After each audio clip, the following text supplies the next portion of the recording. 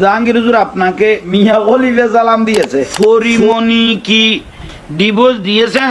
অবশেষে মুখ খুললেন অপু বিশ্বাস। হুজুর লিপস্টিক দেন, লিপস্টিক আপনার মায়ের জন্য। আর একজন বলতেছে ভাবি কেমন আছে, আমি আপনার মেয়েকে বিবাহ করতে চাই। আমি খুবই নগণ্য একজন ব্যক্তি, ইসলামিক জ্ঞান খুবই অল্প। এই অল্প জ্ঞান দিয়ে বুঝতে পারি এই ধরনের ব্যবহার অন্তত ইসলামে সাপোর্ট করে না, ইসলাম এটাকে সাপোর্ট করবে না। আপনার মেয়েকে বিবাহ করতে চাই, তাই যদি বিবাহ করতে চান তাহলে এখানে ভালো ডাক্তার দিয়ে আমি চেক করবো আপনার জিনিসটা ঠিক আছে কিনা। বর্তমান যুগে অনেক মানুষ হিজড়া, তো ভালো ডাক্তার দিয়ে যদি চেক করানো হয় জিনিস আছে কিনা, না হিজড়ার পর্যায়ে। একজন আলেম হয়ে কিভাবে উনি এরকম সোশ্যাল মিডিয়ায় পাবলিকলি এরকম ব্যবহার করতে পারে? উনি নিজেকে সুন্নি আকীদার আলেম হিসাবে দাবি করেন, উনার ব্যবহারে কি সুন্নি আকীদার আলেম যারা ভালো ভালো আলেম উলামা আছে উনাদের উপরে এটা প্রভাব পড়তেছে না? ওনারা কেন চুপ করে আছেন? আমার মাথায় আসতেছে না এটা। ওনার ফেসবুক পোস্টের কমেন্ট বক্স চেক করলে বুঝতে পারা যায় মানুষ এগুলাকে ভালোভাবে নিচ্ছেন না, ট্রল করতেছে। এরপরও উনি এরকম ভিডিও করা বন্ধ করতেছে না।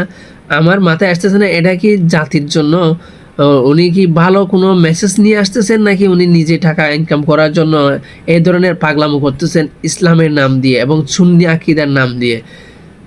এই সুন্নি আকীদার নাম দিয়ে, ইসলামের নাম দিয়ে এরকম বাজে ব্যবহারের মাধ্যমে যে উনি হয়তো টাকা ইনকাম করতে পারতেছেন, কিন্তু ইসলামের যে কত বড় একটা ক্ষতি হয়ে যাচ্ছে সেটা একবার চিন্তা করে দেখুন। উনি অশ্লীল ভাষায় ফেসবুক লাইভে এসে যেমন তেমন ভাষা ব্যবহার করতেছে, এটার জন্য ইসলামের অবশ্যই ক্ষতি হচ্ছে। এটা এই ক্ষতিটা বোঝার জন্য আপনার ইসলামিক একেবারে যে এত জ্ঞান থাকা লাগবে তা না, এটা আপনি সাধারণ জ্ঞান থাকলে বুঝতে পারবেন এরকমের ভাষা ইসলামে কখনো এটা মেনে নেবে না।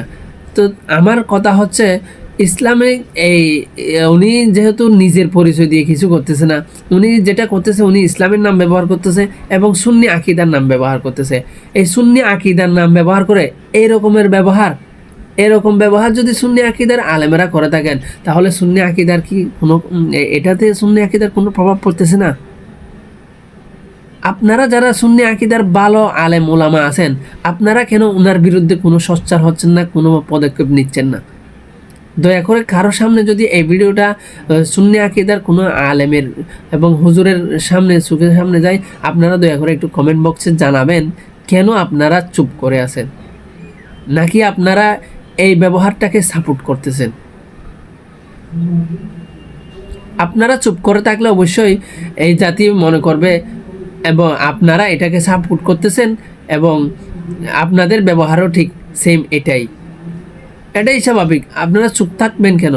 আপনারা ওনাকে দমন করুন। উনি একটা না, একের পর একটা লাইভ করতেছে। এগুলার পোস্টের কমেন্ট বক্স চেক করলে বুঝতে পারবেন এগুলা মানুষ ভালোভাবে নিচ্ছেন না। উনি এই ফেসবুক পোস্টের কমেন্ট এগুলো পড়েন না? উনি এগুলা পড়ার পরেও কেন একটার পর একটা লাইভ করেই যাচ্ছে? এতে ওনার কিছু ইনকাম হচ্ছে ঠিক আছে, কিন্তু ইসলামের যে ক্ষতি হচ্ছে